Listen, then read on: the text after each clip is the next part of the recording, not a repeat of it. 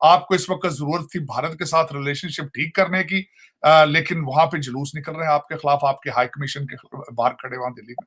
डार साहब, पाकिस्तान में तो ऐसे लग रहा है जैसे ये अफगानिस्तान ही है और पाकिस्तान नहीं है। वहां पे सुनने में आया कि जो काउंटर टेररिज्म डिपार्टमेंट का जो पुलिस स्टेशन था, वहां पे दहशतगर्द घुस गए। उन्होंने वहां पे पुलिस को होस्टेज बना लिया, लोगों को होस्टेज बना लिया, बंदे छुड़ा के ले गए। आपका तिजारती खसारा पिछले साल 17 अरब डॉलर से भी ज्यादा रहा। रिजर्व्स आपके सिर्फ 7 अरब डॉलर पे आज हैं। आपका बजट का खसारा पिछले साल का तारीख का सबसे बड़ा खसारा।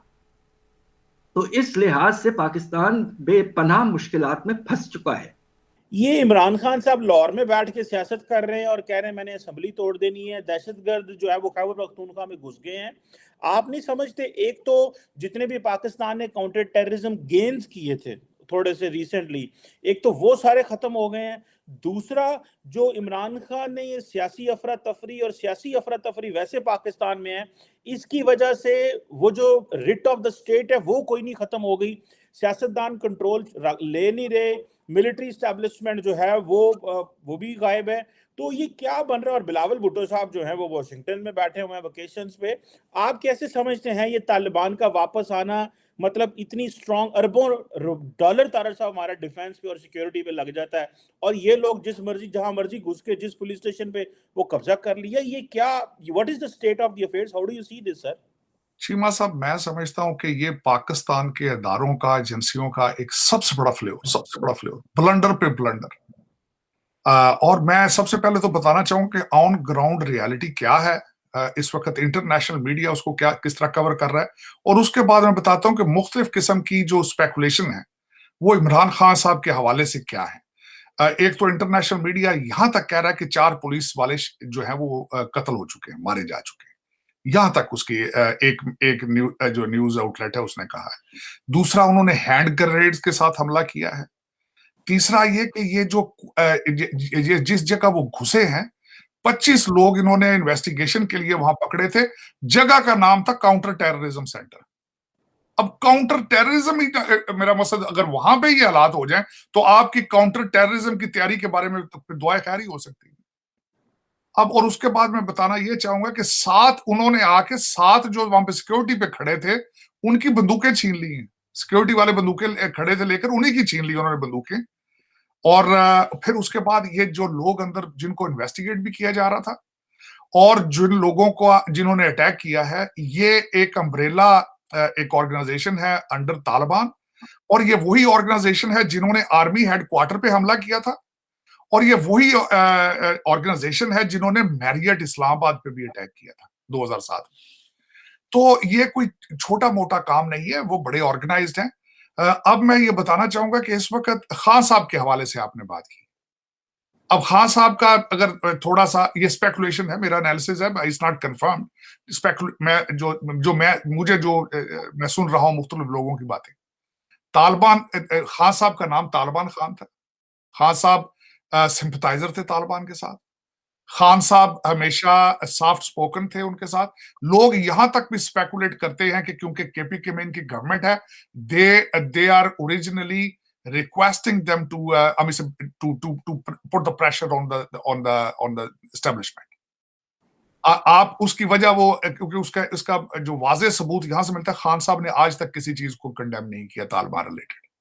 खान साहब ने आज तक तालिबान के खिलाफ कुछ सख्त अल्फाज इस्तेमाल नहीं किए।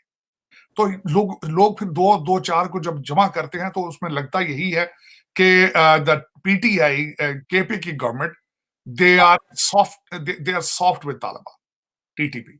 तो टीटीपी के हवाले से अब उसके बाद मैं ये देखना ये चाहूंगा कि ये सिर्फ एक वाकया नहीं है। सूबा सरहद के अंदर वो मुसलसल भत्ता ले रहे हैं।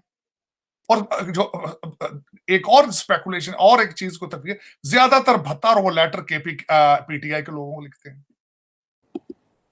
किसी और पार्टी को नहीं लिखते। स्वात के अंदर उनकी मौजूदगी, उनका निकलना, स्वात के लोगों का एहतजाज में निकलना, ये सारी चीजें मौजूद हैं। लेकिन मैं समझता हूं कि हमारे अदारे कहां हैं आज। हमारी 6 लाख की the most sophisticated army, the दुनिया में मुसाद के बाद दूसरी स्ट्रॉन्गेस्ट आईएसआई, वो आज किधर है? वो जो बाजवा, अगर बाजवा साहब का स्केड्यूल देखा जाए या सारी चीजें देखी जाए तो वो तो एक सियासत में इन्वॉल्व थे, सियासी थे, लेकिन हमारे जो नए शाह साहब हैं, सैयद साहब, वो तो सियासी नहीं है। और दूसरा 6 लाख की फौज सियासत में आ गई है। कुछ थोड़े से बंदे तो बॉर्डर पे छोड़ देते हैं आप हिफाजत के लिए। वाकई बहुत बड़ा काम है असेंबलियों को चलाना, अदालतों को मैनेज करना, बहुत बड़ा काम है, task is not that easy. लेकिन इनको जवाब किसने देना? पीटीआई वालों ने देना जवाब इसको मौलाना फजलुर रहमान ने जवाब देना है, इसको घंडापुर ने जाके रोकना इन लोगों को। तो ये आज दर हकीकत, एक और मैं बात बताता हूं, आज आपने इनको जवाब ना दिया तो कई फ्रंट खुल जाएंगे आपके, ये भी बता रहा हूं। पीपल आर टेस्टिंग यू, क्योंकि आप इतने कमजोर हो चुके हैं, आप इतने लाचार हो चुके हैं कि, और आपका फॉरेन मिनिस्टर को आज शाम की फ्लाइट से वापस जाना चाहिए था, लेकिन वो एम्बेसी में बैठ के दिन में 3-3 इंटरव्यू दे रहे हैं मुख्तलिफ न्यूज एजेंसीज को। जिस तरीके से किसी ने उनके कान में कह दिया कि next prime minister of Pakistan is you, that's exactly how he is behaving sitting in the Pakistan embassy in Washington DC. क्या जरूरत थी इस वक्त प्राइम मिनिस्टरशिप की कैंपेन चलाने की? क्या पाकिस्तान को जरूरत है इस वक्त के नया लीडर एक आए, जिस तरह आपके नाना फॉरेन मिनिस्टर थे, जिस तरह उन्होंने यूनाइटेड नेशंस के अंदर आके फाड़े थे कागजात, आज आप अपने ही पेट्रोलियम मिनिस्टर को डिनाई कर रहे हैं। आपने कई और नए फ्रंट खोल लिए हैं। आपको इस वक्त जरूरत थी भारत के साथ रिलेशनशिप ठीक करने की, लेकिन वहां पे जुलूस निकल रहे हैं आपके खिलाफ, आपके हाई कमीशन के बाहर खड़े वहां दिल्ली में। लेकिन देखें, मसला ये है कि चले ठीक है, इन लोगों की तो इनका तो डोमेन ही नहीं ना कंट्री को प्रोटेक्ट करना, पर जो प्रोटेक्ट करने वाले वो किधर है आज? अगर मुझसे जाती तौर पे पूछा जाए, जिस तरीके से बन्नू में और जिस तरह आपके लोगों को मारा जा रहा है, 115 पुलिस वाले केपीके में पिछले साल मारे हैं तालिबान ने। इस वाकये के बाद आपको चाहिए था कि आपकी फौजें अफगानिस्तान के 25-25, 30-30 मील अंदर घुस जाती जाके, ताकि कोई रिटेलिएट किया जाता, बताया जाता कि वी आर स्टिल अलाइव। लेकिन ये कि अफसोस वाली बात है, आपके वो जो कई छोटे छोटे सेनेटर हैं, वो छोटे छोटे लीडर हैं जो पीटीआई के, छोटे छोटे वो अपना टुकड़े किस्म के वो ट्वीट कर रहे हैं, मिन्नतां तरले ची ची ची ची कर रहे हैं। इस तरह नहीं ये चलता। वो they have ambitions, they have sport at the same time, they have agenda at the same time, and you are calculated, you are predictable.